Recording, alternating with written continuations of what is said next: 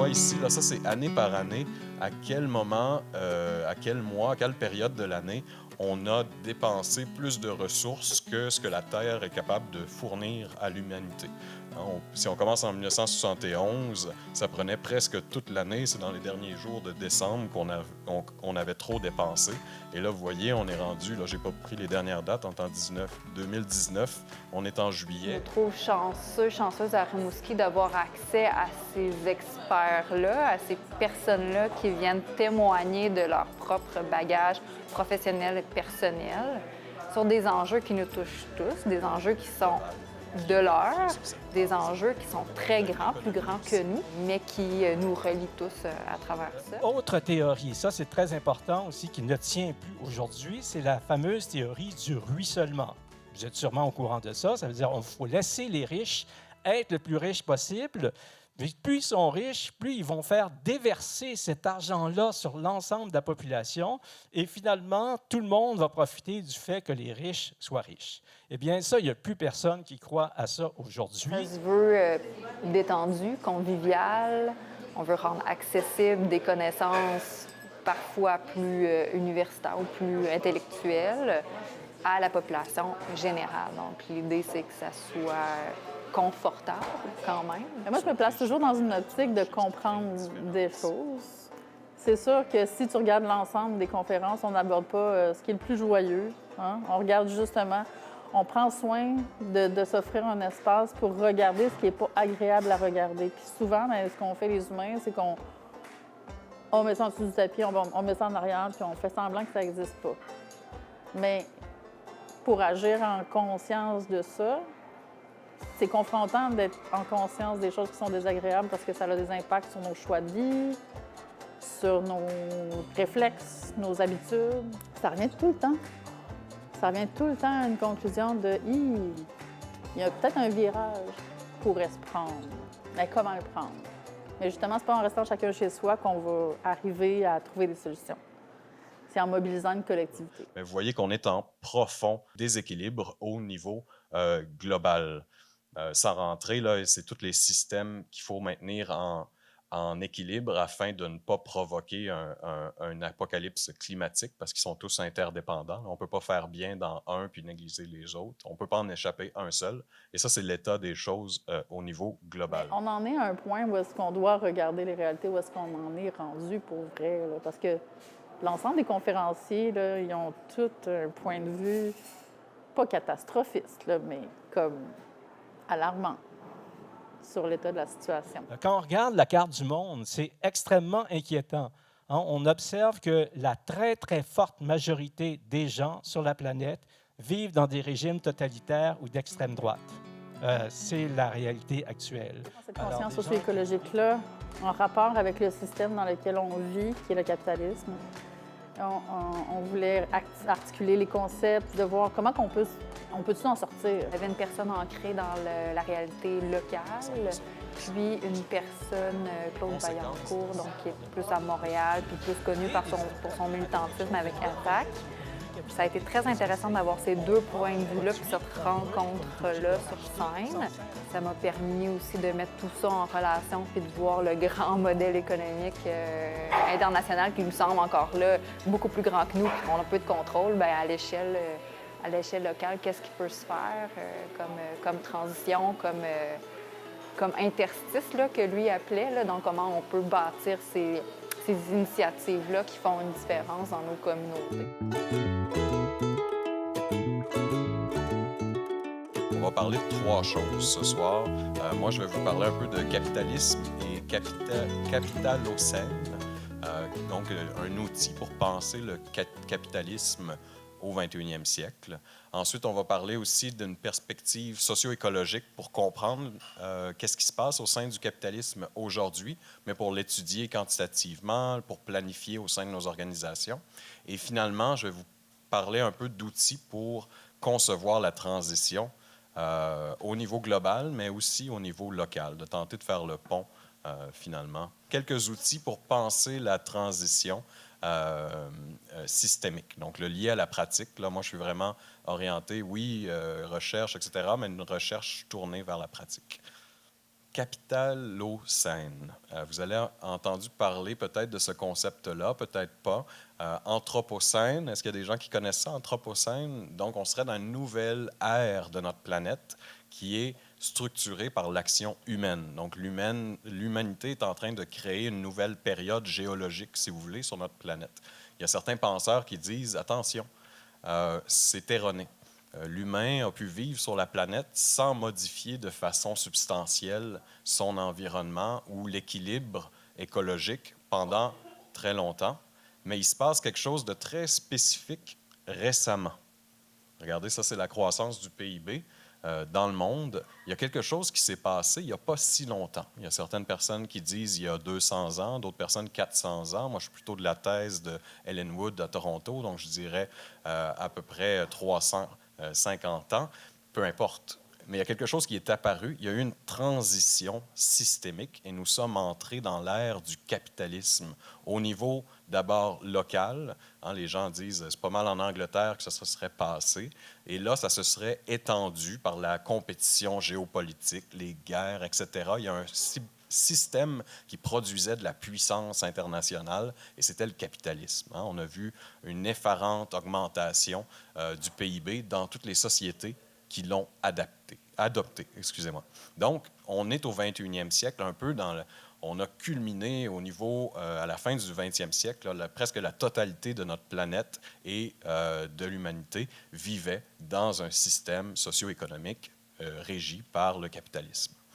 Le capitalisme, si on veut le comprendre, c'est d'abord de dire que autant les personnes qui ont le pouvoir que les personnes qui ne l'ont pas sont régies par les règles du marché, ce qui crée une différence fondamentale avec les systèmes précédents. Ça force les dominants à être toujours plus productifs autant que les dominés. Et ça a donc une pression systémique à l'augmentation de la productivité au niveau sociétal. Crash course en 1 minute, thèse d'Ellen Wood. Allez lire le livre « Les origines du capitalisme », un livre très, très intéressant. Je n'en dirai pas plus ce soir, mais c'est une façon de le concevoir. Conséquence de ça, regardez ça, ici, c'est les émissions en tonnes de CO2 dans le monde. Donc, je ne sais pas si vous voyez, on ne voit pas les dates, en fait. Là. Donc, ici, c'est le début du 20e siècle, puis à la fin, c'est 2018. Alors, on passe de près de 2000 billions à 38 000 billions en termes d'émissions annuellement. Donc, c'est un saut quantique, c'est quelque chose qui est sans précédent, et c'est les effets d'un certain système qu'on appelle le capitalisme. Donc, il y a un impact au niveau planétaire. Pour la première fois, nous sommes capables de déstabiliser un vaisseau spatial qui est la planète et qui est notre support pour la vie. On voit ici, là, ça c'est année par année, à quel moment, à quel mois, à quelle période de l'année on a dépensé plus de ressources que ce que la Terre est capable de fournir à l'humanité. Si on commence en 1971, ça prenait presque toute l'année. C'est dans les derniers jours de décembre qu'on avait trop dépensé.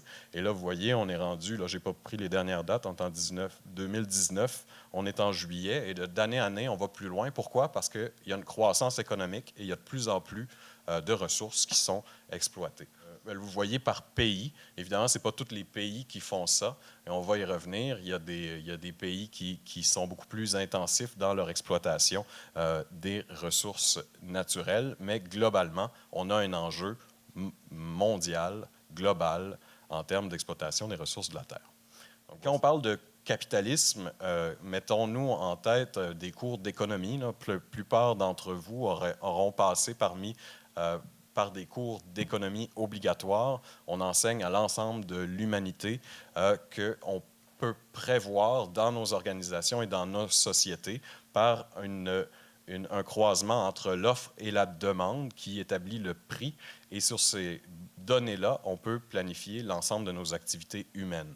Et il y a des externalités à ça, telles que les impacts sur l'environnement et la société.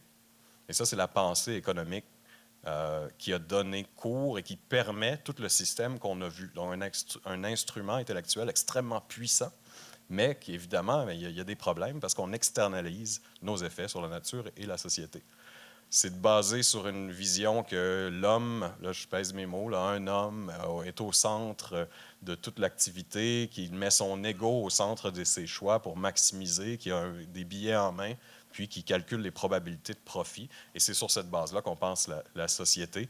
Et ça permet une croissance continue. Et ça, c'est notre société humaine globale qui est planifiée sur cette base-là. On est donc dans une économie aussi qui est linéaire, on extrait, on transforme, on distribue, on utilise et on jette. Et ça, c'est fait au niveau global. Et cette expansion-là du capitalisme nous a amené dans le problème dans lequel on est aujourd'hui. Parlons-en du problème. Donc, j'arrête un petit peu cette mise en bouche-là sur le capitalisme, là, 1-0-1. Parlons du problème. Ça, c'est une de mes caricatures préférées. Là. Prenez un moment pour le lire, mais à mon avis, c'est un des moments historiques les plus importants pour l'humanité. C'est le moment où Exxon reçoit ses études internes qui dit qu'il va y avoir du réchauffement climatique. Ce sera une catastrophe globale. Et là, ils sont face à deux choix. On dit ça ne peut pas continuer comme ça. Il faut éduquer l'humanité face au problème des émissions de CO2. Ou on pourrait aussi employer les lobbyistes des cigarettes et enterrer le tout. Et évidemment, je ne vous apprends rien qu'en 1978, ils font le choix d'enterrer l'ensemble de la chose. Ils vont dépenser un petit 33 millions sur le coût, etc., puis ils vont aller couvrir tout ça. Et là, je vais en rafale rapidement parce que je sais que vous connaissez le problème, mais il faut le dire quand même. 2023, puis les dernières années, les années les plus chaudes de la Terre, c'est une conséquence directe de... Ça va en faire porter beaucoup sur les épaules d'Exxon, là, mais de cette orientation-là qu'on a pris dans les années 70, de se mettre la tête dans le sable.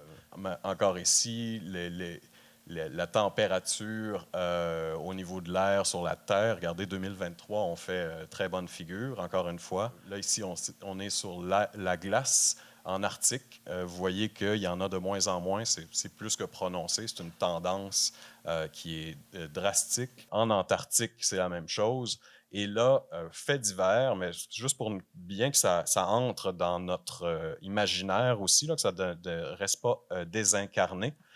Il y a un glacier de Thwaite qui est en train de se fissurer actuellement. Il est à peu près de la dimension du Royaume-Uni et d'ici 5 ans, il va tomber dans l'eau, paraîtrait-il, et ça amènerait une montée des eaux de 65 cm.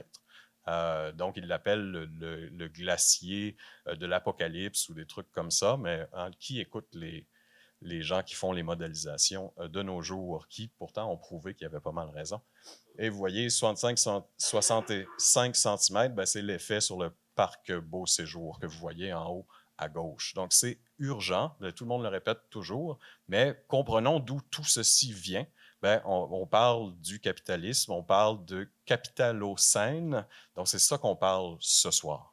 Donc, je vais vous parler d'une économiste que j'aime beaucoup, britannique, qui s'appelle Kate Raworth.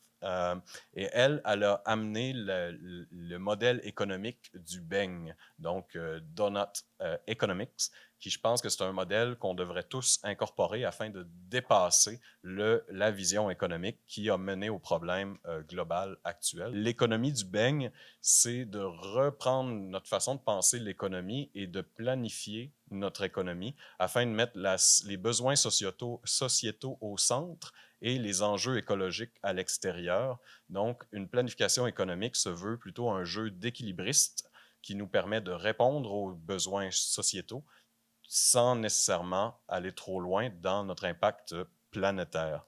Si on fait une analyse du système actuel en fonction de cette vision-là, qui n'est pas axée sur la croissance, mais plutôt sur l'équilibre, bien, vous voyez qu'on est en profond déséquilibre au niveau global. Sans rentrer, là, c'est tous les systèmes qu'il faut maintenir en équilibre afin de ne pas provoquer un apocalypse climatique parce qu'ils sont tous interdépendants. On ne peut pas faire bien dans un puis négliger les autres. On ne peut pas en échapper un seul. Et ça, c'est l'état des choses au niveau global.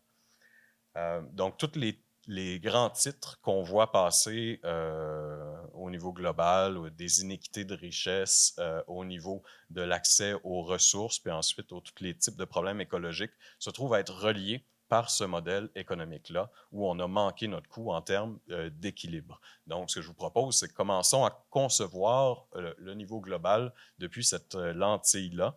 Et là, vous voyez que, oui, il y a certains États qui polluent peu, mais il y a une catastrophe au niveau social parce qu'ils n'ont pas accès à de ressources ou très peu. La Chine, c'est sur les deux plans.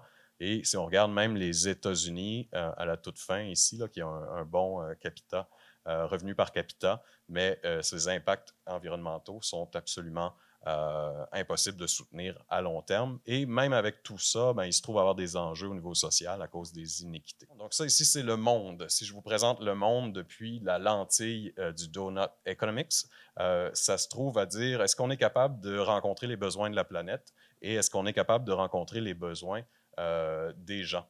Et on voit qu'il y a des pays qui sont très proches d'être dans une zone d'équilibre, mais il n'y en a aucun actuellement. Mais si on regarde, par exemple, le Costa Rica, le Chili, Portugal, etc., l'Irlande, ils se retrouvent à être proches de l'équilibre. Donc, l'objectif économique ici n'est pas de stimuler une croissance, mais un recalibrage des économies afin de les ramener en position d'équilibre. Donc ça, c'est une approche économique qui gagne du terrain au niveau global, mais qui demeure relativement marginale parce que tant que, évidemment, les centres de pouvoir ne l'adopteront pas, ça va demeurer marginal. Mais on a des outils pour concevoir l'économie globale, nationale et locale afin de commencer à incorporer les externalités qui sont à la base du problème. On a même des approches comptables qui font ça. Hein, au HEC, ici à Montréal, des gens travaillent là-dessus, donc tout est là. Puis, il y a tout, encore avec les mêmes personnes, on peut faire des participations citoyennes afin de faire une planification économique démocratique pour arriver à cet équilibre-là. Donc, cet institut-là répand certaines méthodologies-là qui permettent aux communautés, finalement, de faire des choix qui vont balancer l'environnement, le local, le global et le local. Qu'est-ce que j'ai dit? Oui, je l'ai nommé les 4. Bon. Et faire des choix et des plans de développement locaux, nationaux, qui respectent autant la société que la nature. Ici, c'est Barcelone qui ont fait leur planification, la ville autour de ce modèle-là, et ils font un peu office d'exemple. Et tout ça, là, on rentre dans la dernière partie de ma présentation. C'est bon, je n'ai pas pris trop de temps, je vais avoir un peu de temps pour en parler. Je suis bien content. Si on parle de croissance, donc le problème de la capitalocène et de la vision économique qui le supporte, c'est donc la maladie de la croissance. Donc, pensez au professeur Abraham au HEC qui a écrit sur la dépendance à la croissance, etc.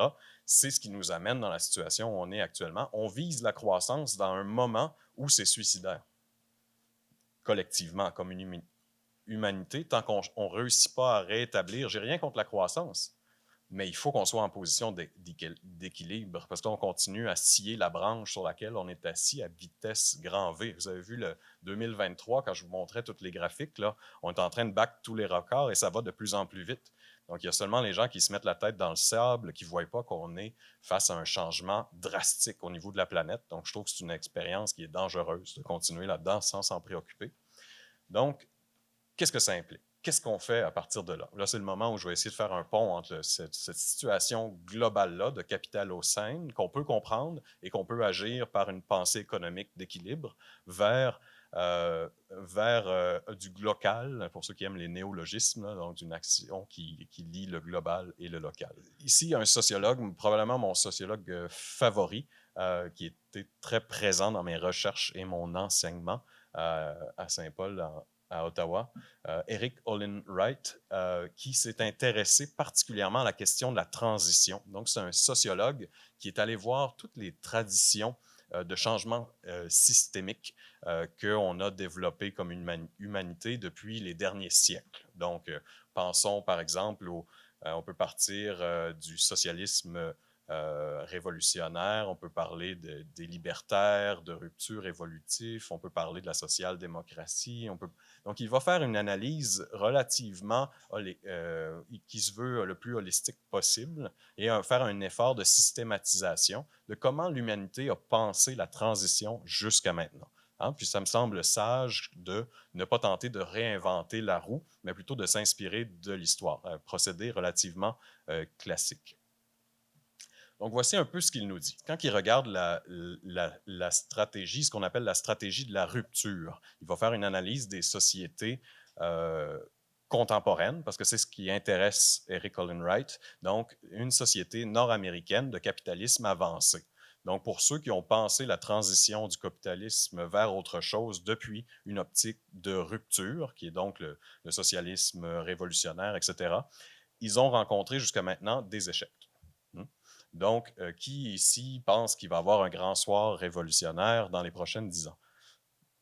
Hein, si j'avais posé la même question il y a 50 ans, la réponse aurait été différente dans les années 70. Mais aujourd'hui, c'est des théories qui ont beaucoup moins d'adeptes de nos jours, puis les gens n'en voient pas la possibilité non plus que ce soit un succès. Donc, Eric Olin Wright nous dit, ce qui arrive, c'est que les gens, quand ils commencent la transition comme ça, ils commencent à avoir des effets extrêmement importants sur le confort, hein, les conditions matérielles de vie des individus, particulièrement si on tombe en période de conflit, parce que là, ici, c'est dur à imaginer, mais dans d'autres pays du monde, ils l'ont expérimenté. Et là, les gens débarquent et disent, on veut retourner vers le statu quo. Même si peut-être qu'ils n'étaient pas si loin de commencer une nouvelle expérimentation, dans une optique nord-américaine, ces voies-là sont, on pourrait dire, caduques. Dans les pays avancés, la social-démocratie est l'approche stratégique de transition systémique la plus populaire et celle qui est appliquée au niveau national très souvent.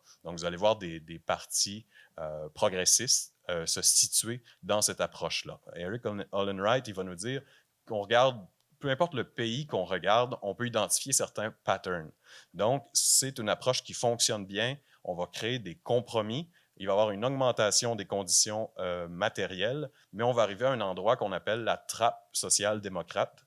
Et ça, en termes de transition systémique, ça trouve être une trappe. C'est bien parce que ça amène des avantages pour les gens qui ont peu de mauvaises conditions matérielles, mais ça stoppe toute tentative de transition d'un système à l'autre parce qu'il se trouve avoir un moment où, si on va plus loin que ça, on va commencer à avoir davantage de pertes en termes de conditions matérielles et les gens ne voudront pas aller plus loin. Puis il va y avoir davantage aussi d'opposition au niveau des intérêts dominants qui ne vont pas permettre de faire des réformes plus fondamentale. On va parler d'une stratégie d'interstice. Là, ici, on est plutôt dans une tradition issue de l'anarchisme, que ce soit ici, on n'est pas dans l'anarchisme de combat, de rupture, mais davantage dans les transitions d'anarchisme évolutif.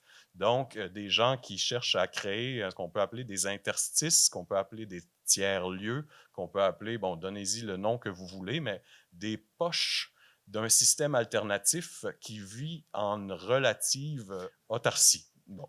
Et donc, le but de ça, de cette approche-là, c'est de créer ces poches-là qui se donnent de nouvelles règles et de les multiplier dans le système. Et on espère un effet de contagion. Mais ce qu'on remarque dans l'évolution de ces approches-là, particulièrement, rappelez-vous, aujourd'hui, dans une situation, dans un contexte nord-américain de capitalisme avancé, c'est que la mise à l'échelle n'arrive pas. Il semble qu'il y a une série d'obstacles qui empêchent cette mise à l'échelle-là. Ça demeure donc isolé et l'effet de contagion et l'effet de multiplication ne réussit pas à être provoqué par les groupes qui ont adhéré à cette tradition de transition-là. Il nous propose une stratégie d'érosion, où là, il nous le dit, nous avons deux traditions qui nous parlent en Amérique du Nord. La social-démocratie et la réforme, et l'anarchisme évolutif qui veut qu'on fasse des interstices, des tiers-lieux, etc., mais elles ne réussissent pas dans l'état actuel des choses. Et il faut être capable de les combiner. Donc, ce qu'il nous dit, c'est que en Europe et en Amérique du Nord, on sort du local, on est en train de restreindre l'analyse parce qu'on ne peut pas faire non plus pour tous, là, mais dans le contexte de capitalisme avancé, il est souhaitable de tenter de créer des lieux qui expérimentent de nouveaux systèmes sur la base, par exemple, du donut economics, de la démocratisation des organisations productives, coopératives au BNL, etc. Mais il est absolument impossible qu'on ne rencontre pas un plafonnement, comme l'approche isolée que je vous ai parlé un petit peu avant. Donc, ça va plafonner, ça va arrêter, il n'y aura pas de mise à l'échelle. Pourquoi? Sur un territoire donné, il y a toujours une série d'obstacles, de rapports de force, etc., qui s'installent et il est nécessaire de combiner plusieurs approches stratégiques afin de réussir à faire sauter les verrous, sauter ces obstacles-là. Donc, ce qu'il nous propose avec l'érosion, c'est par exemple de s'inspirer de la social-démocratie. Peu importe le pays où on se trouve actuellement, les sociodémocrates vont apprivoiser le capitalisme, notamment en réformant l'État et en diminuant les effets du capitalisme sur la société. Mais il est également possible d'utiliser les mêmes instruments au sein de l'État afin de faire sauter certains verrous de la transition, tels que l'accès au capital, par exemple, qui est un problème important parce que, évidemment, l'accès au capital est souvent régi par une certaine façon de faire qui va avec une certaine forme de pensée économique et de planification. Et donc, quand on va dans l'alternatif, on doit faire avec des miettes. Mais les gens qui font des réformes au niveau étatique peuvent amener des nouvelles formes de pensée. J'aime beaucoup Kate, l'économiste que je vous mentionnais, puisqu'elle est tout à fait respectable au sens de Bourgault. Donc, l'État est tout à fait prompt à encourager ce genre de pensée-là et dire, bien, planifiez pour l'équilibre, organisez-vous. Et des réformistes peuvent dire, vous aurez maintenant accès à du capital pour le faire. En complément de ça, ce qu'il a dit pour le monde occidental, c'est qu'il ne faut pas lâcher non plus la tradition anarchiste évolutive. Donc, encourageons, travaillons à créer des poches d'expérimentation d'autres formes de planification économique visant l'équilibre ou autre façon de le penser et tentons d'échapper à la discipline du marché, à la discipline des lois actuelles et afin de créer ces modèles-là. Mais le moment où il y aura besoin d'une mise à l'échelle, est-ce qu'on peut revenir de une, s'il te plaît?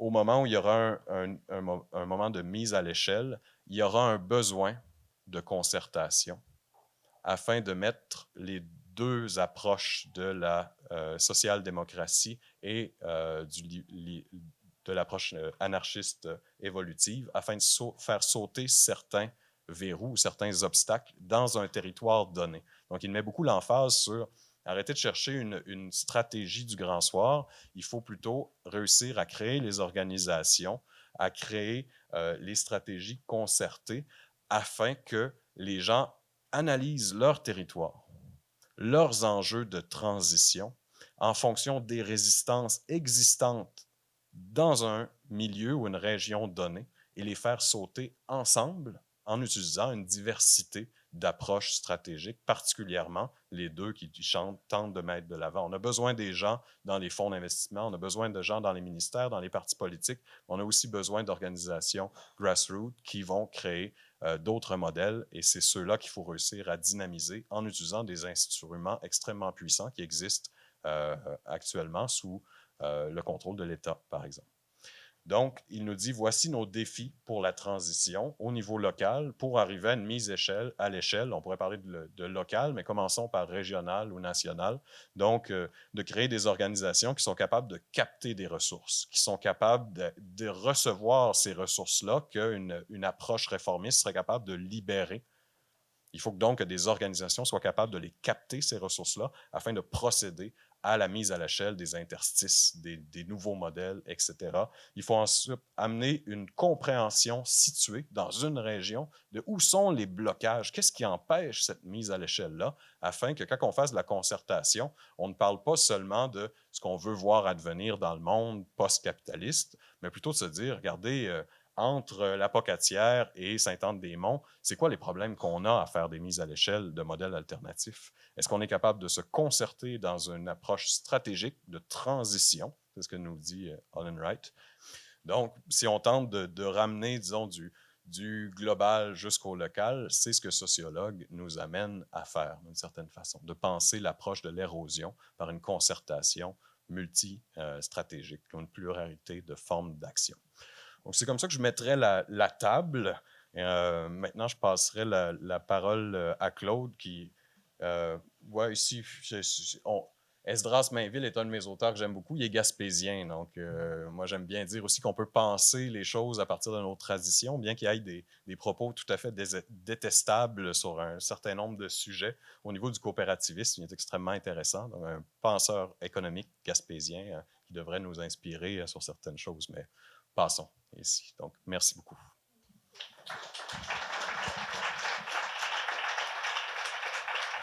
Bonsoir tout le monde. D'abord, j'aimerais beaucoup remercier les organisatrices et organisateurs de cette soirée de m'avoir invité, d'avoir pensé à moi. Je suis vraiment content d'être ici ce soir à Rimouski. C'est une ville que j'aime beaucoup. Et je ne dis pas ça à chaque fois que j'arrive dans une ville différente. Non, c'est vrai, j'ai un lien particulier avec Rimouski que j'aime vraiment beaucoup, je me répète. Alors, écoutez, on est ici ce soir pour discuter de la fin du capitalisme. Vaste sujet, n'est-ce pas? Alors, est-ce que c'est possible d'envisager cette fin? Je pense qu'il n'y a personne ici dans la salle qui a une boule de cristal, qui peut savoir ce qui va arriver à ce pauvre capitalisme. Enfin, pauvre capitalisme un peu ironique, n'est-ce pas? Mais ce que j'aimerais vous dire, c'est que ma réflexion est basée... Moi, je ne suis pas vraiment un universitaire, je suis plus un militant de terrain. Ça fait plus que 20 ans que je milite pour l'organisation Attaque Québec. Attaque Québec qui est l'association citoyenne pour une justice fiscale, sociale et environnementale. C'est une organisation qui existe dans à peu près une quinzaine de pays, en Europe, en Afrique, en Amérique du Sud, donc quand même, et qui réfléchit sur les questions dont je vais parler depuis des années. Donc, ma réflexion est beaucoup enrichie d'un travail militant, et je pense que c'est important de le dire. Alors, revenons au capitalisme. Alors, le capitalisme, je pense qu'il montre des signes de faiblesse, on est d'accord, des signes de fatigue, mais malheureusement, je pense qu'il est très difficile d'entrevoir son effondrement à court terme. Alors moi, je pense qu'on est plutôt actuellement dans une phase de transformation du capitalisme, une phase importante de transformation. Alors le capitalisme a cette faculté de se régénérer lui-même d'une crise à l'autre. Il réussit toujours à apparaître, mais sous une nouvelle incarnation, sous une nouvelle peau. Au 19e siècle, début du 20e siècle, on parlait du capitalisme industriel. Ensuite, pendant presque tout le 20e siècle, on parlait de keynésianisme, en libre marché, mais avec une intervention solide de l'État. Et depuis les 40 dernières années, on parle surtout de néolibéralisme. Alors, mon hypothèse, c'est qu'on achève avec ce néolibéralisme. Évidemment, un système économique, c'est pas comme un humain. Un humain, quand ça meurt, c'est tout. Il ne reste plus rien de lui, malheureusement. Un système économique, ça continue à exister, même si il n'est plus nécessairement dominant. Donc, c'est sûr qu'actuellement, le néolibéralisme, ça reste encore quelque chose d'important, mais moi, à mon avis, il y a une transformation significative qui est en train de se faire. C'est mon hypothèse et c'est ce que je vais essayer d'expliquer ce soir. Je ne suis pas tout seul à penser ainsi. J'ai cherché un nom pour cette nouvelle époque, peut-être qu'on va connaître. Ça reste hypothétique. Dans mon livre, j'appelle ça le post-néolibéralisme. Bon, c'est pas très fort, j'avoue, comme trouvaille, mais... ça dit ce que c'est. On arrive après le néolibéralisme. Donc, qu'est-ce que c'est cette nouvelle époque?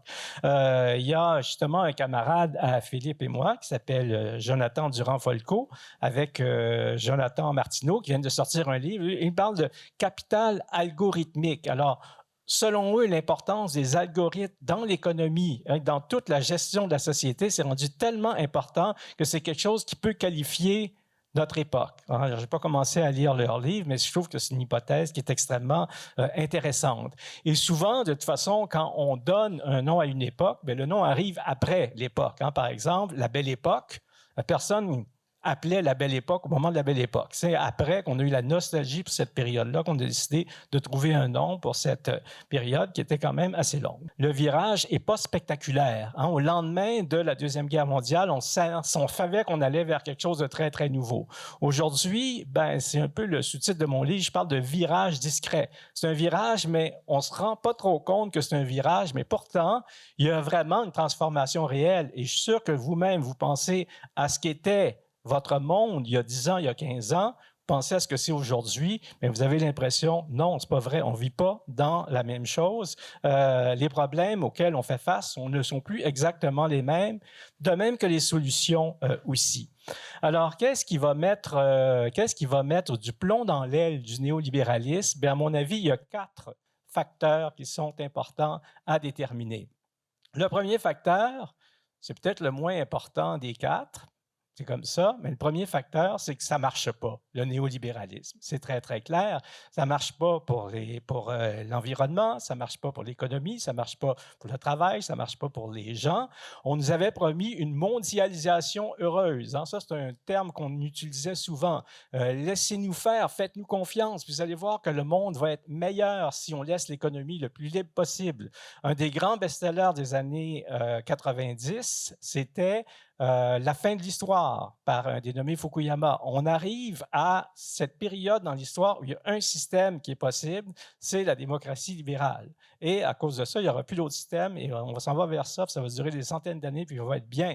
Alors, c'est une espèce de rêve, mais on disait pour ça, il faut qu'on donne à la population quelque chose qui va la satisfaire. Et après 40 ans de néolibéralisme, c'est très clair qu'on arrive à un cul-de-sac, que la situation des gens ne s'est certainement pas améliorée, qu'on fait face à toutes sortes de problèmes qui sont en grande partie des problèmes économiques. Donc, cette inefficacité, ça oblige quand même aussi des remises en question. Deuxième facteur très, très important qui va causer cette transformation, c'est la grande récession de 2007-2008. Alors, ça fait quand même assez longtemps, mais les effets vont être longs avant qu'on les intègre et avant qu'on se rende compte à quel point cette crise-là a des conséquences profondes et majeures. Alors, cette crise-là est arrivée, pourquoi? Parce qu'on est arrivé à un rêve capitaliste. Qu'est-ce que c'est le rêve capitaliste? C'est de déréglementer totalement un secteur de l'économie. Et ce secteur, ce n'était pas n'importe quel, c'est le secteur des banques. Et regardez ce que ça a donné. Ça a donné une catastrophe monumentale. Les banques se sont écroulées de leur propre faute.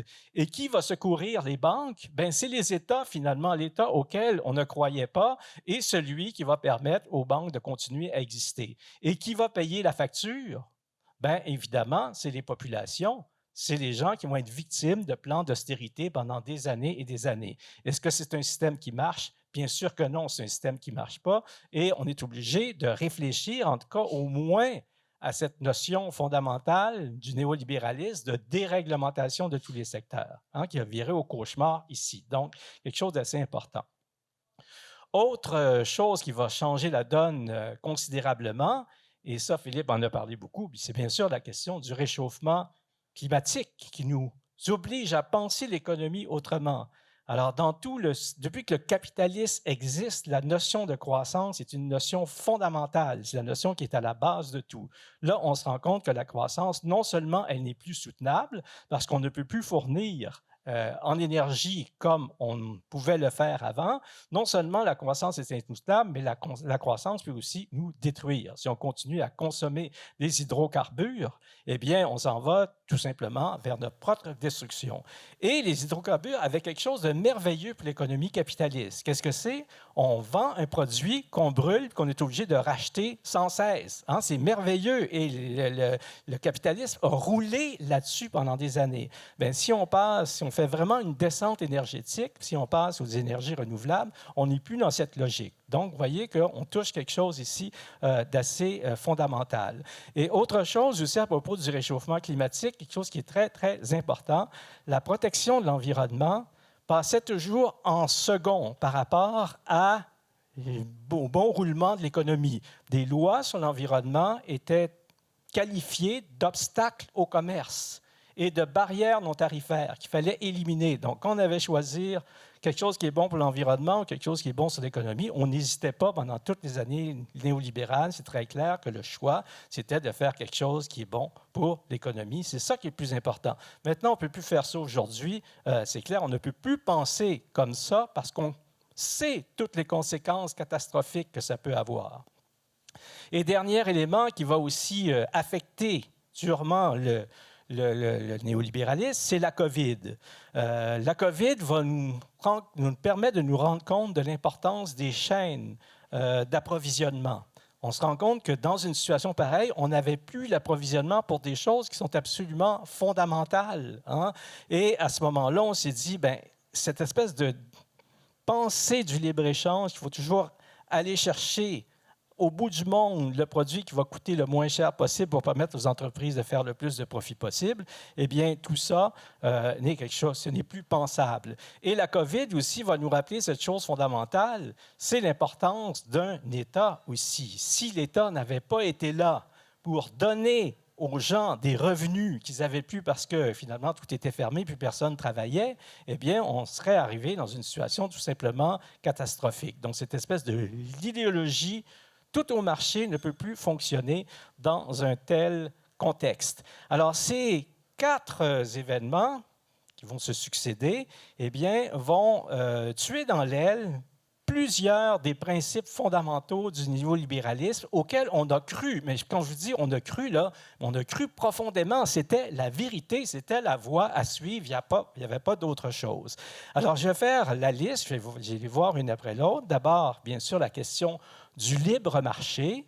Le libre marché, c'était la règle numéro 1, et on a pu voir avec le secteur des banques laissé entièrement lui-même, qu'est-ce que ça donnait, mais c'est comme ça dans plusieurs facteurs. Donc maintenant, le libre marché, on sait que ça ne fonctionne plus. On a besoin quand même d'intervention étatique. On a besoin de nouveaux modèles aussi qu'on va mettre sur place pour contrer le libre marché.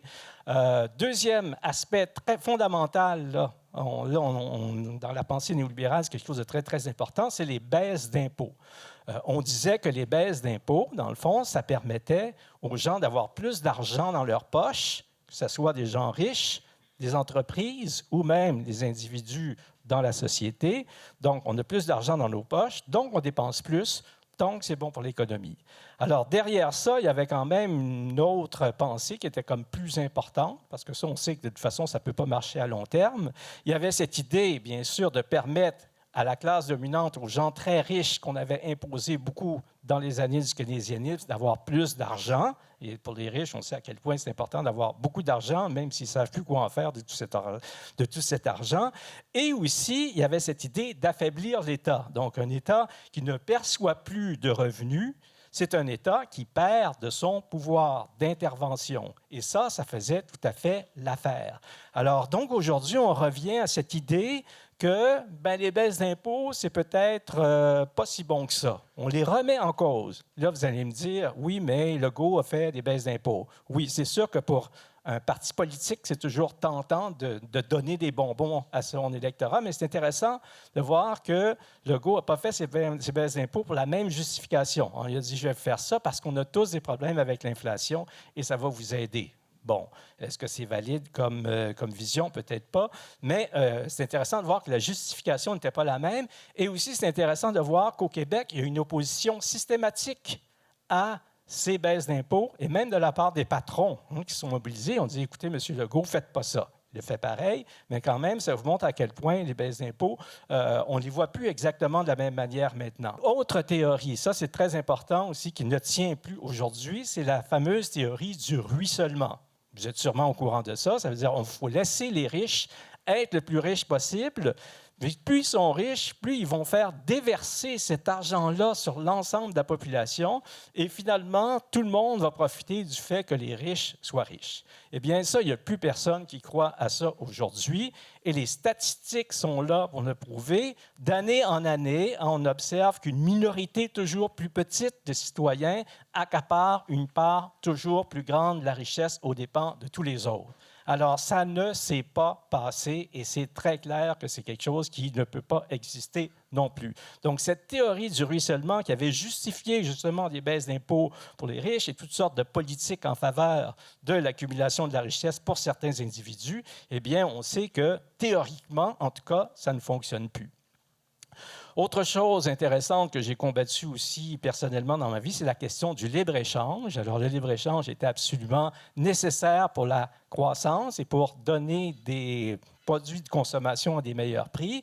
Maintenant, on sait que le libre-échange ne cause pas la croissance. Il n'y a pas de lien entre la signature d'un accord de libre-échange et une croissance.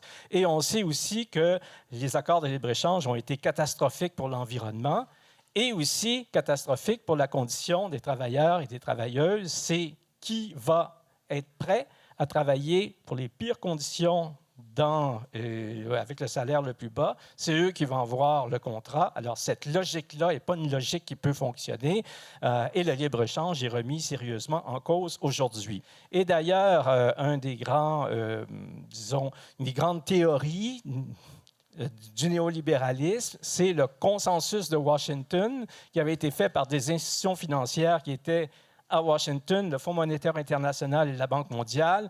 Voilà qu'est-ce que c'est le consensus, une dizaine de points qu'il fallait suivre comme ça, puis on suivait ça, mais tout le monde devait être d'accord avec ça. Ça a été appliqué dans différents pays dans le monde, surtout dans les pays du Sud. Ça a causé des catastrophes, mais on disait, attention, c'est le consensus. Tout le monde va s'en aller vers ça. Et les gouvernements, qu'ils soient de centre-gauche, centre-droite, appliquaient des politiques qui allaient nécessairement toujours dans ce sens-là. Alors maintenant, le consensus n'est plus en place aujourd'hui. On est dans une société, dans des sociétés divisées où on cherche qu'est-ce que c'est que la voie, où il y a des oppositions vraiment très, très fortes, en tout cas beaucoup plus fortes qu'à l'époque néolibérale. Alors voilà un petit peu les points fondamentaux, ce qui alimentait cette idéologie néolibérale qui a régné pendant 40 ans, qu'on remet en cause aujourd'hui. Jusqu'où on va aller dans cette remise en cause, je ne le sais pas, mais c'est très clair que c'est beaucoup plus difficile maintenant de défendre cette théorie-là avec tout ce qu'on sait aujourd'hui. Alors, qu'est-ce qui se passe aujourd'hui? Dans le livre que j'ai écrit, je parle de plusieurs points, mais je vais en retenir trois tendances assez importantes. Eh bien, la première tendance, c'est que, à mon avis, le centre, ce qui est le centre politique, eh bien, il se déplace un petit peu vers la gauche aujourd'hui. Alors, vous allez me dire, c'est bizarre, le centre n'est pas supposé bouger. Ben non, le centre, ça bouge. Pendant les années 60, au Québec, c'est très clair que ce qui incarnait le centre politique, c'était plus à gauche, en tout cas, que ce qu'on connaît, parce qu'on a mis en place toutes sortes de mesures de services publics quand même et des interventions étatiques qui ont donné ce fameux modèle québécois, qui est quand même un modèle assez intéressant, il faut le dire. Et dans les années 90-2000, là, que ce soit le Parti québécois et le Parti libéral, les deux partis d'alternance du pouvoir, mais avaient en gros les mêmes politiques économiques, de droite néolibérale. Alors là, aujourd'hui, il y a une espèce de tendance où on se rapproche un petit peu, on déplace. Ça ne veut pas dire qu'on est à gauche, là. Ça veut dire que ça se déplace un petit peu vers la gauche. Alors aujourd'hui, les gouvernements, par exemple, les gouvernements sociaux-démocrates, les gouvernements des pays démocratiques, sont obligés de tenir compte de la transition énergétique. On ne peut plus dire qu'on ne fait rien pour l'environnement, on ne peut plus dire qu'on ne fait rien pour le climat. On doit avoir des politiques environnementales qui sont plus ou moins bonnes d'un pays à l'autre, mais qui se mettent en place un petit peu partout dans le monde, du moins dans les pays démocratiques. On est obligé d'offrir des bons services publics accessibles. La notion d'accessibilité est assez importante. Dans les années néolibérales, on parlait d'utilisateur-payeur. C'est ça l'espèce de fantasme qu'on voulait établir au Québec. On s'est beaucoup battu contre ça. Tu payes, tu as un service. Aujourd'hui, l'accessibilité est importante, même si je reconnais qu'on a des fichus problèmes avec nos services publics, santé, éducation, c'est loin d'être parfait, mais les Québécois n'arrêtent pas de montrer que pour eux, c'est une préoccupation fondamentale d'avoir des bons services publics. Aujourd'hui, les gouvernements sont obligés de se préoccuper beaucoup plus qu'ils le faisaient avant des minorités, des gens de toutes les origines, Donc, d'avoir des politiques LGBTQ+, pour l'immigration, etc. Si on ne fait pas ça, on va se trouver dans une situation un peu problématique. Et finalement, aussi, dans en général, les gouvernements dans le monde sont beaucoup plus préoccupés par l'économie locale, hein, d'investir dans l'économie locale parce que c'est elle qui crée des emplois, parce que c'est elle qui fait qu'une région est plus dynamique et plus agréable à vivre quand il y a quelque chose qui bouge plutôt que de faire venir ces produits à l'autre bout du monde parce que ça coûte moins cher. Donc, il y a quand même ce virage-là que les gouvernements sont obligés de faire. Donc, ça, c'est la première chose, ce centre, hein, qui bouge un petit peu et qui s'en va vers, un peu plus vers la gauche, qui est quand même, on peut considérer comme une bonne nouvelle, même si je suis sûr que certains d'entre vous trouvez que ça ne bouge pas assez vite, mais quand même, il y a certains mouvements, c'est mieux que rien. Deuxième phénomène qui, celui-ci, est beaucoup plus inquiétant, à mon avis, c'est la montée de l'extrême droite. Alors ça, c'est une espèce de réaction un peu surprenante et très, très forte au néolibéralisme, une réaction que, personnellement, je me permets de qualifier de négative. Quand on regarde la carte du monde, c'est extrêmement inquiétant. Hein, on observe que la très, très forte majorité des gens sur la planète vivent dans des régimes totalitaires ou d'extrême droite. C'est la réalité actuelle. Alors, des gens qui vivent dans des régimes qui ne sont pas comme ça, qui sont démocratiques, c'est une minorité sur la planète. Et le problème, c'est que l'extrême droite essaie de pénétrer actuellement les démocraties, c'est qu'elle est présente dans toutes les démocraties. Et l'habilité de l'extrême droite, il faut lui reconnaître ce mérite-là, c'est de profiter justement de l'échec du néolibéralisme. C'est très clair que si Trump s'est fait élire aux États-Unis, c'était à cause, et son discours était très clair là-dessus, à cause des délocalisations, des accords de libre-échange et de l'indifférence de l'élite par rapport au sort de ces gens qui étaient victimes de la mondialisation. Dans tous les pays, l'extrême droite profite de ce discours-là pour attirer les votes. Donc, c'est vraiment les victimes de la mondialisation qui sont ciblées. Cependant, on sait que l'analyse de l'extrême droite, elle est doublement problématique. Premier problème, c'est bien sûr qu'on voit comme responsable qui?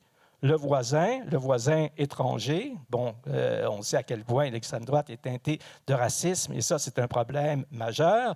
Et l'autre problème aussi, c'est que dans le fond, cette population dont l'extrême droite va chercher des votes, eh bien, on fait strictement rien pour l'aider, pour s'arranger, pour que ça aille mieux pour elle. Alors, on le voit aussi bien en Italie, avec le parti d'extrême droite, de Giorgia Meloni. On l'a vu avec le régime de Trump aux États-Unis. Qu'est-ce que fait Trump? Comme première mesure, quand il a été élu président, il a coupé les impôts des riches. Alors, s'il y a quelque chose qui peut nuire aux gens qui votent pour lui, il ne pouvait pas avoir de meilleure mesure que ça. Donc, l'extrême droite, malheureusement, en ne fait strictement rien pour les gens dont elle réussit très habilement à aller chercher le vote. On se dit qu'au Québec, au Canada, on est peut-être d'une certaine manière protégé de l'extrême droite, mais attention, prochaines élections fédérales, regardez la stratégie électorale de Pierre Poilievre, qui est quand même beaucoup calquée sur celle des républicains de Trump. On est aussi menacé par ça au Québec. Donc, centre qui se déplace à droite, montée de l'extrême droite. Et troisième élément important aujourd'hui, ça concerne le pouvoir des entreprises. Bien, le pouvoir des entreprises, c'est peut-être la force du statu quo. Hein? C'est les entreprises ont été les grandes gagnantes des années néolibérales. Pourquoi? Parce que, justement, on a déréglementé, on leur a permis de croître, on leur a permis d'avoir des monopoles on aurait de la misère à imaginer dans ces monopoles sont colossaux. On pense bien sûr aux GAFAM. Alors, on a un contexte d'expansion de la très grande entreprise privée pendant toutes ces années. Alors, vous pouvez être sûr que ces entreprises-là, elles ne veulent pas changer. Ce n'est pas elles qu'il faut compter pour changer, pour se transformer, pour faire des réformes. Alors, qu'est-ce que ces entreprises vont mettre en place pour que la société ne change pas, malgré tout les besoins qu'on a qu'elle change? Eh bien, elles vont procéder par une pratique que Philippe a dénoncée tout à l'heure, le lobbying. Le lobbying prend aujourd'hui des dimensions qui sont extrêmement importante. Alors, juste pour vous dire, à Washington, il y a quelque chose comme 12 000 lobbyistes qui dépensent quelque chose comme 3 milliards par année pour influencer les politiciens. À Bruxelles, qui est l'autre grande capitale mondiale du lobbying, il y en a encore plus. Hein? Et 60%, plus de 60% des lobbyistes sont des lobbyistes grassement payés qui travaillent pour des entreprises. Alors, au Québec, quand même, le Québec, on est pas mal aussi. Au Québec, excusez, j'ai le chiffre ici, plus de 4 000 lobbyistes qui sont au service de 2 200 entreprises. Alors, ces entreprises, si elles mettent tant d'argent pour faire du lobbyisme, c'est qu'elles ont un retour qui est extrêmement payant pour elles. Je vais vous donner quelques exemples de lobbyisme efficace. La compagnie Uber, par exemple, qui arrive, qui s'installe dans un pays, qui désobéit aux lois et qui ensuite envoie sa cohorte de lobbyistes. Pourquoi? Pour que les lois deviennent qu'on pense aux lois auxquelles elles ont désobéi. On pense à McKinsey, qui est la championne d'aller chercher toutes sortes de contrats gouvernementaux que des fonctionnaires pourraient très bien faire. On pense, bien sûr, aux compagnies pétrolières, les compagnies pétrolières qui font tout ce qu'elles peuvent pour retarder la transition énergétique et, comme disait Philippe aussi, qui ont entretenu pendant des années et des années le climato-scepticisme, sachant très bien qu'il y avait un sérieux problème avec le réchauffement climatique. Les compagnies de pesticides aussi qui ont réussi à s'infiltrer dans des organisations gouvernementales, aussi bien au Québec et à Ottawa, pour que les lois soient des lois en leur faveur. Donc, dimension très importante du lobbyisme, qui est un phénomène très, très inquiétant. Voilà où on est aujourd'hui. Alors, je dirais que, d'un point de vue politique, on a 4 options devant nous. Hein, je vais commencer par la pire, puis je vais aller à la meilleure. Alors, la pire, bien sûr, c'est l'extrême droite. Hein, c'est que l'extrême droite remporte des victoires encore plus grandes. Remarquez qu'on a eu une excellente nouvelle hier. Hein, les Polonais ont réussi à mettre à la porte un gouvernement d'extrême droite. Ces gens-là réussissent à transformer les institutions d'une manière tellement efficace en leur faveur qu'on avait peur que ce renversement ne soit pas possible. Donc ça, c'est quand même une bonne nouvelle. On peut renverser des gouvernements d'extrême droite. Mais quand même, l'extrême droite, c'est vraiment des retards à tous les points de vue sur les droits de la personne, sur une vision très libérale, ultra-libérale de l'économie. C'est vraiment, évidemment, je pense, le pire système qu'on peut connaître. La deuxième voie, c'est que finalement, d'une certaine manière, que je me trompe, qu'on n'arrive pas à la fin du néolibéralisme et qu'on le poursuive, ce néolibéralisme, qu'on continue à laisser le marché libre, qu'on continue à libéraliser l'économie, ce qui, à mon avis, n'est absolument pas un système viable. Si on poursuit dans cette voie, on s'en va carrément vers la catastrophe parce que le néolibéralisme, c'est plus de croissance, plus de consommation et plus d'exploitation des hydrocarbures. Donc, ça serait quelque chose d'extrêmement dangereux. La troisième voie, c'est peut-être celle qu'on connaît d'une certaine manière au Canada, au Québec, c'est corriger la situation par une stratégie de petits pas. Hein? Alors, on fait des petites choses qui ne dérangeront pas trop, qui nous permettent d'aller dans le bon sens, peut-être, mais est-ce que c'est suffisant? Bien, c'est certainement pas suffisant. Et la dernière stratégie, bien, ça serait celle, bien sûr, des changements radicaux, hein, d'aller beaucoup plus loin que ce qu'on fait maintenant, de se lancer dans une véritable transition écologique, de combattre d'une manière beaucoup plus efficace, mais vraiment beaucoup plus efficace, les inégalités sociales, de se lancer vers la descente énergétique, de se lancer vers la décroissance. Et à ce moment-là, à mon avis, c'est une sortie automatique du capitalisme. Le capitalisme ne permet pas de faire ça. Est-ce qu'on va avoir la force, le courage d'aller vers ça? Eh bien, à mon avis, ça serait quand même d'aller vers un monde qui serait vraiment meilleur pour l'immense majorité de la population, même s'il y a des gens qui s'inquiètent un petit peu de ce passage, qui est un passage assez loin. La fin du néolibéralisme, à mon avis, nous permet des opportunités qui sont quand même importantes. Maintenant qu'on a un système qui s'est écroulé, un système dont tout ce qu'on nous a dit, tous les principes dont on nous disait qu'il fallait suivre absolument, mais ces principes-là ne valent plus rien, bien, à ce moment-là, c'est un bon moment pour en imposer d'autres qui soient vraiment efficaces. Mais pour ça, ça va prendre un mouvement social très fort, ça prend une organisation sociale très forte. Est-ce qu'on est vers là actuellement? Je le souhaiterais, mais peut-être nature un petit peu pessimiste. Malheureusement, on ne semble pas assez profiter de cette opportunité pour faire des changements, pour dire, regardez, ça n'a pas marché, votre affaire, mais il faudrait faire des choses maintenant qui vont marcher.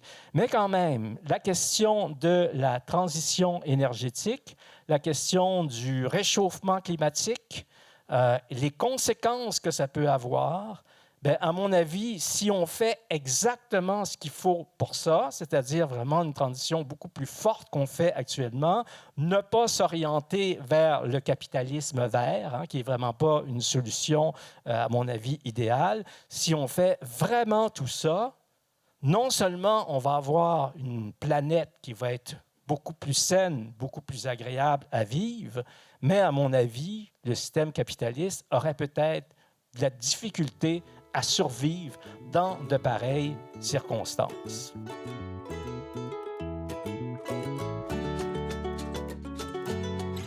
Comment suggérez-vous qu'on fasse pour qu'on installe durablement un débat sur la transition économique, les transitions systémiques, sur les plateformes électorales au Québec et au niveau municipal?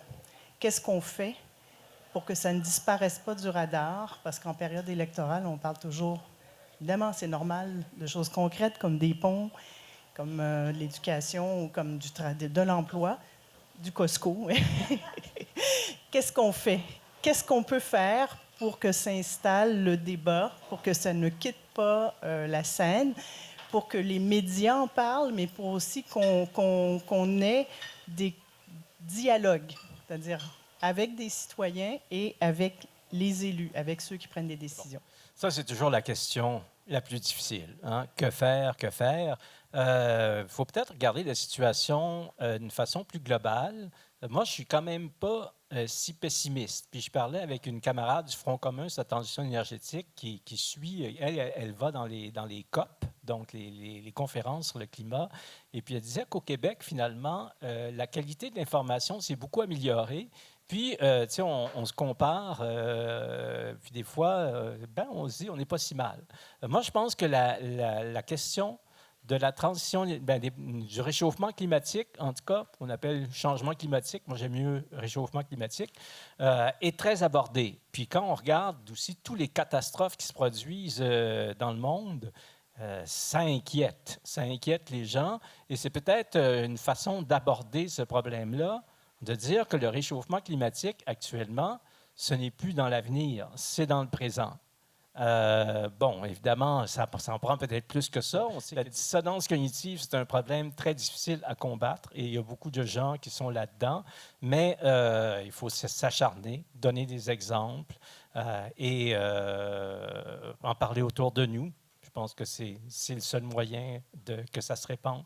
C'est sûr que ça ne sera jamais un combat facile, mais c'est un combat de tous les jours. Il ne faut pas l'abandonner parce que ça va juste être pire.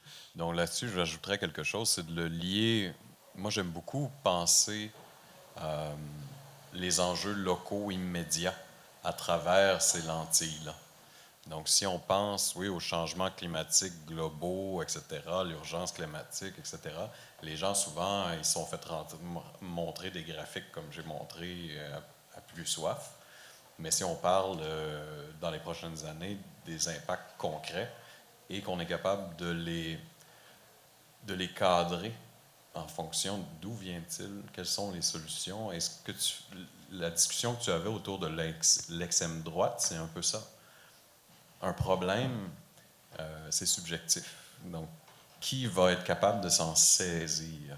Et je pense qu'il y a un gros travail à faire au niveau local. Donc, tu mentionnais les travaux de Jonathan Durand-Folco qui parlait, il y a quelques années, plus du municipalisme. Moi, je crois beaucoup au municipalisme pour ça. On voit de plus en plus comment les changements climatiques, les inéquités, etc., font la manchette, le logement à Rimouski. Mais l'important, c'est de saisir le crachoir pour interpréter ces enjeux-là et réussir à faire que les gens disent il y a une relation entre le changement climatique et ce que je vis. Il y a une relation entre les enjeux très concrets qu'on vit au niveau local, au niveau du logement, par exemple, et les inéquités et la planification économique, comme on le voit. Mais est-ce qu'il y a d'autres modèles? Mais là, une fois que le débat est lancé, oui, les autres modèles, ils sont là. Puis plus on en lance des organisations qui font des démonstrations d'autres modèles, mais plus ils peuvent et elles peuvent se situer dans le débat public comme une alternative crédible. Mais il faut savoir saisir la balle au bon, si on veut, et réorienter, interpréter ce qui se passe et ce qui préoccupe. Donc, le municipalisme, je pense que c'est très intéressant. Mais je suis content particulièrement de te rencontrer ce soir, Claude. J'ai suivi un peu tes travaux, puis Philippe, je le côtoie assez fréquemment ces derniers temps. J'aurais aimé vous soumettre deux oppositions et vous entendre sur cet aspect-là. La fin FAIM du capitalisme et le numérique. Puis la fracture que je vois présentement dans le post-COVID, quand je regarde la lettre qu'a écrite Naomi Klein par rapport au numérique avec l'intelligence artificielle, c'est qu'on assiste à une augmentation de cette concentration de l'économie-là entre vraiment un très petit nombre. Puis à chaque année, on le voit que ce petit nombre-là se restreint de plus en plus. Donc, le fameux ruissellement ne viendra surtout pas avec ChatGPT et tout ce qui est l'intelligence artificielle. Puis de l'autre côté, dans le post-COVID, le ça va bien aller, on ne l'entend plus. Mais moi, ce que j'entends, c'est des gens qui ont faim de plus en plus. Puis je sais que le capitalisme s'est toujours servi de la faim des populations pour avoir du cheap labor. Puis là, je me demande si on n'atteint pas bientôt un point de rupture parce que j'analyse plusieurs indicateurs, nos banques alimentaires, le coût de l'essence à la pompe, le panier d'épicerie, les variations des prêts hypothécaires, combien de Québécois vont perdre leur maison 2024-2025. Fait que dans cette contraction-là du capitalisme, je me pose la question, comment lui rebondit sans nous? Et comment le numérique, lui, se situe par rapport à l'accélération de la disparition de la biodiversité. Donc, j'ai l'impression qu'il y a comme un choc, appelons-le effondrement, rupture, le terme qu'on voudra, mais je ne sais pas qu'est-ce que ça vous dit de si grands opposés présentement au cœur du capitalisme. OK. Bien, la question du numérique, c'est une question fondamentale. Les GAFAM, les grandes industries du numérique, sont nées à l'époque du néolibéralisme. Alors, à une époque où, justement, il y avait le moins de réglementation possible. Et en plus de ça, non seulement ces gens-là ont profité de ce contexte-là, mais c'est des libertariens militants. C'est très clair que pour eux, toute intervention étatique ou extérieure qui n'est pas celle du marché, ils sont viscéralement contre. Bien là, qu'est-ce que ça a donné, justement?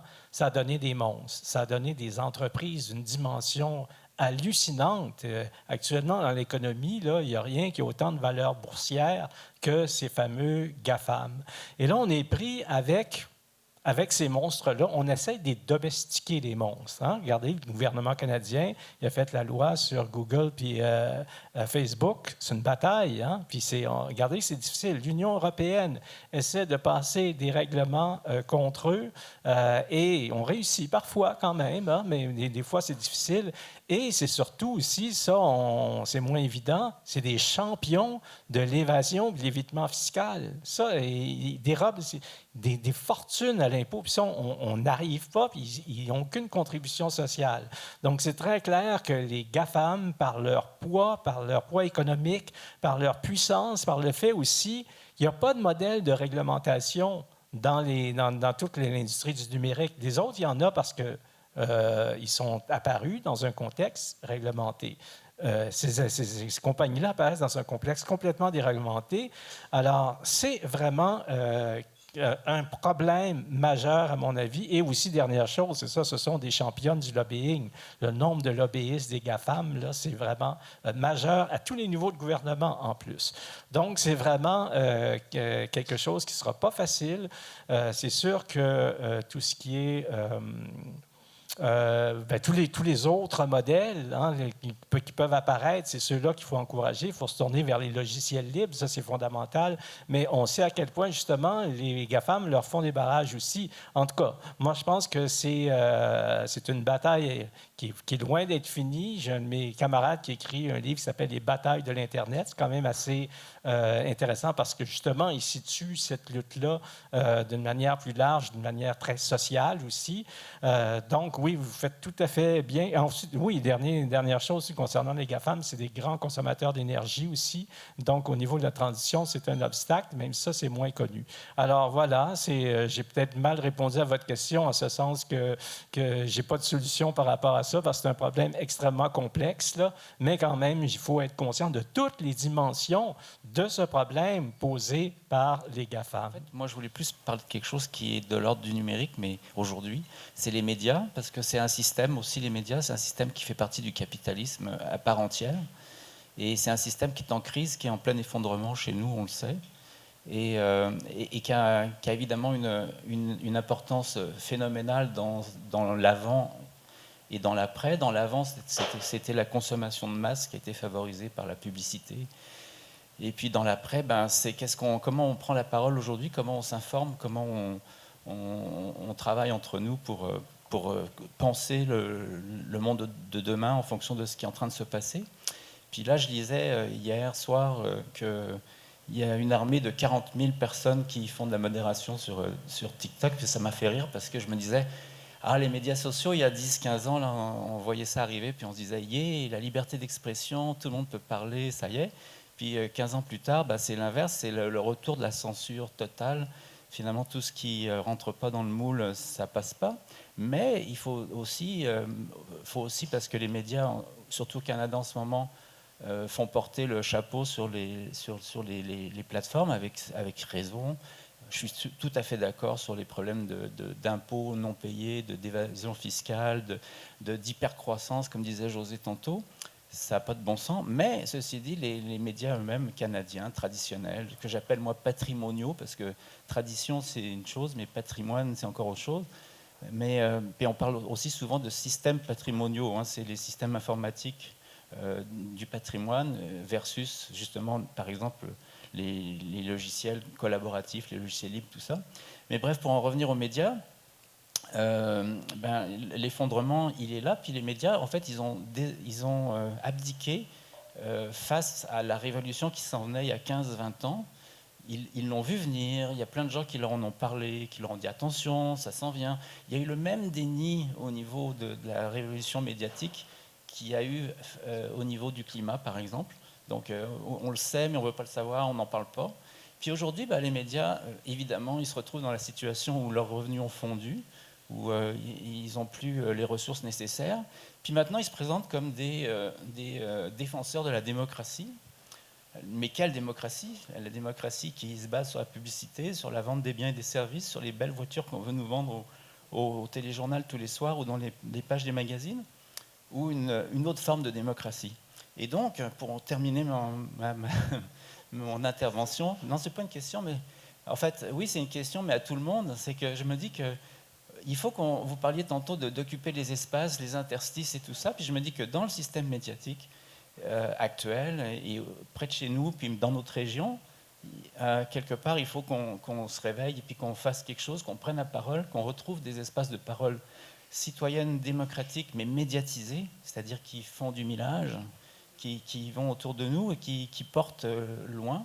Et donc ce soir, on fait ça, là, on fait une sorte de réseau social entre nous, mais il y a des caméras, c'est parfait, parce que ça va peut-être rayonner un petit peu, mais il faudrait aussi qu'on se dise, on ne va pas tout attendre des médias, on ne va pas tout attendre non plus que l'argent tombe de Californie pour sauver les médias, on va peut-être nous-mêmes créer nos propres médias. Puis je prendrai juste un petit exemple, c'est le podcast de Fred Savard que j'ai découvert il n'y a pas longtemps, il existe depuis déjà 1 an ou 2, mais je l'ai découvert très, très récemment. Un humoriste qui a décidé de tout arrêter puis de faire un podcast sérieux avec des gens, des journalistes et des chroniqueurs qui viennent expliquer des choses avec lui. C'est super intéressant, c'est gratuit, mais il le fait avec l'aide de gens de donateurs. Moi, j'ai décidé de lui donner $6 par mois. Et ce genre d'initiative, c'est un lieu de réflexion, c'est un lieu de médiatisation qui échappe au contrôle de toute forme de capitalisme, qui est simplement de la collaboration. Et j'aimerais ça qu'on fasse ça à Rimouski. Voilà. Je vous remercie vraiment beaucoup pour cette présentation. J'ai beaucoup appris ce soir, mais j'aimerais venir peut-être sur quelque chose avec quoi vous avez terminé, M. Vaillancourt, tout à l'heure. C'est que vous avez dit, je ne sais plus exactement les termes, qu'on est dans un moment où il faudrait saisir l'opportunité, le néolibéralisme est en train de s'effondrer et qu'il faudrait se saisir de ce moment-là. Mais est-ce que vous pensez qu'il y a beaucoup de monde qui a conscience que le néolibéralisme est en train de s'effondrer? Je veux dire, c'est un système qui a tellement su utiliser tous les moyens de lavage de cerveau possibles et imaginables pour transformer chaque humain que nous sommes en consommateur éperdu, malgré tout ce qu'on a connu avec la Covid, avec les incendies, avec les transformations climatiques. Je crois qu'il n'y a jamais eu autant de vols d'avions pour aller faire du tourisme cette année que les autres années. Donc, c'est comment on fait pour... il y a quelques individus, la preuve, on est là, tous les gens qui sont là, qui vont à vos conférences et vos présentations, ce sont des gens qui commencent à prendre conscience de la situation. Mais c'est qu'on est une petite poignée par rapport à la masse critique qui, elle, continue de rêver d'un monde néolibéral où elle va devenir riche, avoir sa petite maison, son garage et 2 voitures, puis faire des voyages parce qu'elle a une bucket list à remplir pour avoir le sentiment d'exister. Donc, moi, je suis prête à me saisir du moment, là, mais de l'opportunité, mais qu'arrive-t-il des autres? C'est assez... Oui, ce que vous dites, c'est quelque chose d'assez complexe, finalement. Vous dites, est-ce que les gens s'en rendent compte? Peut-être pas, mais je pense qu'ils vivent d'une certaine manière. Hein? On ne vit plus de la même manière et il y a plusieurs choses qui s'effondrent autour de nous. Les catastrophes climatiques, l'inflation, la montée de l'extrême droite, c'est qui est quand même quelque chose de dérangeant que les gens voient et qui... Moi, je pense que les gens le sentent viscéralement, qu'on n'est plus exactement dans le même monde. Maintenant, il y a plusieurs attitudes qu'on peut avoir. C'est effectivement, on peut être dans la dénégation, de dire, bien, dans le fond, tout ça, c'est pas grave. Puis ce que je pense, c'est à moi personnellement. Ça, il faut quand même avoir aussi des bons revenus, là, quand même, pour se permettre de cette vie-là. Mais ce qui est important aussi, c'est de transformer les choses autour de nous de manière à ce que l'égoïsme naturel de l'être humain puisse être canalisé autrement. Hein? Et je pense qu'on parle beaucoup de la transformation des villes. Si on transforme les villes d'une manière agréable, en tout cas, moi, je trouve que moi, j'habite à Montréal, on ne peut pas avoir toutes les qualités, mais les quartiers sont beaucoup transformés, ils sont beaucoup plus conviviaux qu'ils étaient, ils sont beaucoup plus écologiques aussi. Donc, il y a ces transformations qui se font. Moi, je pense qu'il y a plusieurs décisions politiques aussi qui peuvent être prises. Moi, je pense que quelque chose qui est intéressant aussi, ce qui se passe au Québec, c'est qu'on est beaucoup plus conscient de la densification des villes. Hein? On est des banlieues qui s'étendent dans des kilomètres, on sait que c'est plus vraiment faisable. Donc oui, il y a des transformations qui se font, ça vient d'en haut, ça vient de nous. Il ne faut pas tout laisser à la conscience de l'individu, hein, de manière à le confronter à des choix. Je fais un voyage, mon Dieu, j'ai pris l'avion, je suis coupable.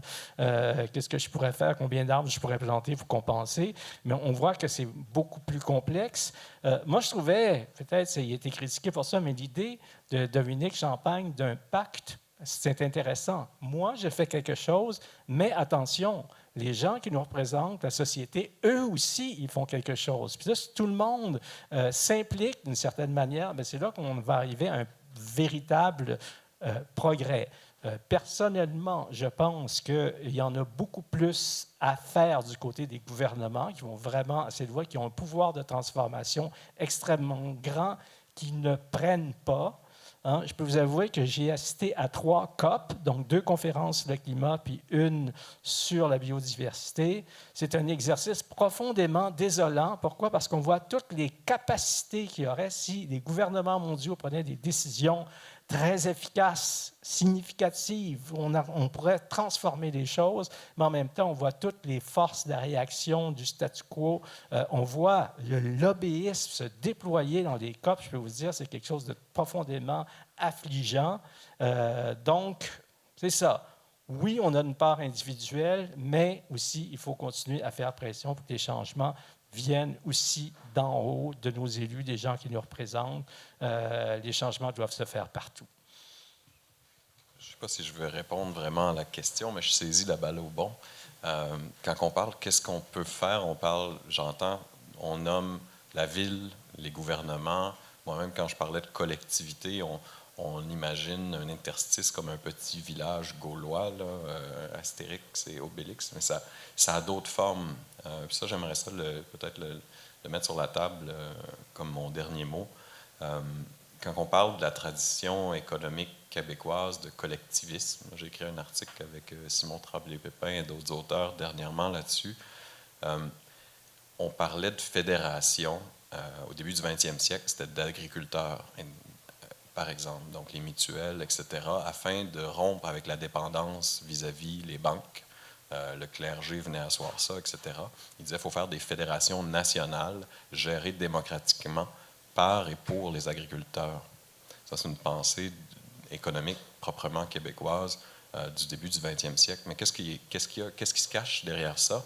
Et il se cache la réforme non seulement des espaces citoyens politiques comme la police au sens grec, là, au sens de le lieu où est-ce qu'on débat, mais également des filières productives de notre société. Donc, l'économie sociale et solidaire a un potentiel de transition qui est énorme, mais il faut arrêter de voir le lieu où on doit aller pour aller à l'autre échelle comme étant les coops ou les OBNL qui s'occupent de ce qui est laissé pour compte.